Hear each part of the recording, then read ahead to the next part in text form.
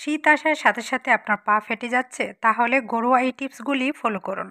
Hello everyone, আসসালামু আলাইকুম। Shahana blog থেকে আমি শাহানা বলছি। আশা করছি যে যেখান থেকে আমার ভিডিওটা দেখছেন সবাই অনেক ভালো আছেন, সুস্থ আছেন। পা কেন ফেটে যায়, কি কি কারণ হতে পারে, আজকে ছোটো ভিডিওর মাধ্যমে আলোচনা করব। খালি পায়ে হাঁটলে অনেক সময় পা ফেটে যায়। দীর্ঘ সময় দাঁড়িয়ে কাজ করলে, শক্ত জুতা পরিধান করলে, ধুলাবালিতে কাজ করলে, ক্ষেত খামারে কাজ করলে, পরিমিত পানি পান না করলে, অতিরিক্ত পা ঘামলেও, ভিটামিন এ, সি এবং ই এর অভাবেও পা ফেটে যায়। আবার অন্যান্য রোগ থাকলেও অনেক সময় চামড়া মোটা থাকলেও পা ফেটে যায়। তবে অনেকের ক্ষেত্রে ভিন্ন থাকে, শীত আসার সাথে সাথে অনেক বেশি ফেটে যায়। তো এই ফাটা পা দূর করার জন্য ঘরোয়া কিছু রেমেডি আছে যা ব্যবহার করলে অনেক ভালো উপকার পাওয়া যায়, এবং শীতের সিজনে আপনি আরাম আয়াসে আপনি পা ফাটা দূর করে নিতে পারবেন এবং সুস্থ ভালো থাকতে পারবেন। প্রথমে আমি যে উপকরণটি নিচ্ছি সেটা হচ্ছে খাবার সোডা। তারপর দিয়ে দিচ্ছি সামান্য একটু লেবুর রস। দেওয়ার সাথে সাথে এই খাবার সোডাটা অ্যাক্টিভ হবে। এই ফেনা ফেনা থাকা অবস্থায় সাথে সাথে আপনি পায়ের ফাটা জায়গায় সুন্দরভাবে মাসাজ করবেন। সেটা হতে পারে ব্রাশ দিয়ে, অথবা আপনি হাত দিয়ে বা লেবুর খোসাটা দিয়েও মাসাজ করতে পারেন। মাসাজটা 2 থেকে 3 মিনিট পর্যন্ত মাসাজ করতেই থাকবেন। এতে আপনার চামড়াটাও পাতলা হবে, আবার ভিতর অংশে যাওয়ার পর জীবাণু থাকলে সেটাও ধ্বংস হয়ে যাবে।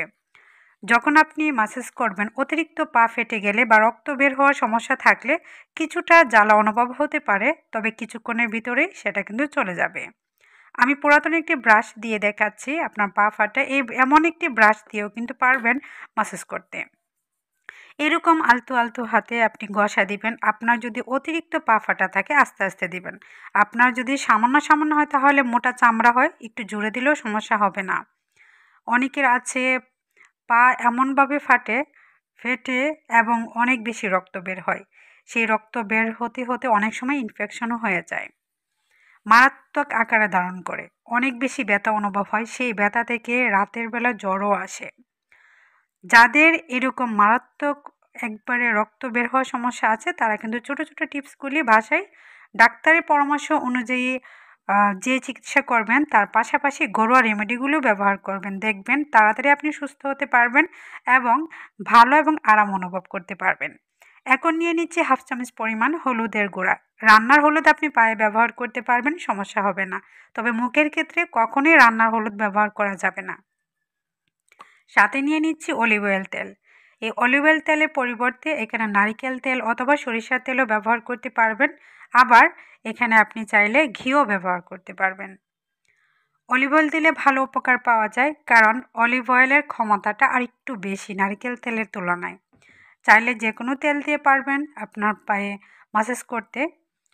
আমি এখানে একটি ক্রিমের মতো করে নিচ্ছি, একবারে শক্ত থাকবে না। আমি দেখাচ্ছি, প্রথম অবস্থায় একটু শক্ত ছিল, আরেকটু নিয়ে আরেকটু নরম করে নিয়েছি। ক্রিম যেভাবে আমরা ব্যবহার করি, দেওয়ার পর সুন্দরভাবে যেন লেগে থাকে, পড়ে না যায়, শক্ত হলে পড়ে যাবে, সেই তুলনায় তেলটা দিয়ে আপনি সুন্দরভাবে মিশিয়ে নিয়ে আপনার পা ফাটার জায়গায় সুন্দরভাবে আলতো হাতে মাসাজ করবেন এবং সারা রাতের জন্য রেখে দিবেন। সকালে ঘুম থেকে উঠে সুন্দরভাবে আবারও মাসাজ করে ধুয়ে নেবেন। প্রতি রাতে আপনি যদি এভাবে 7 দিন ব্যবহার করেন, 7 দিনের ভিতরেই পা ফাটা দূর হয়ে যাবে ইনশাআল্লাহ।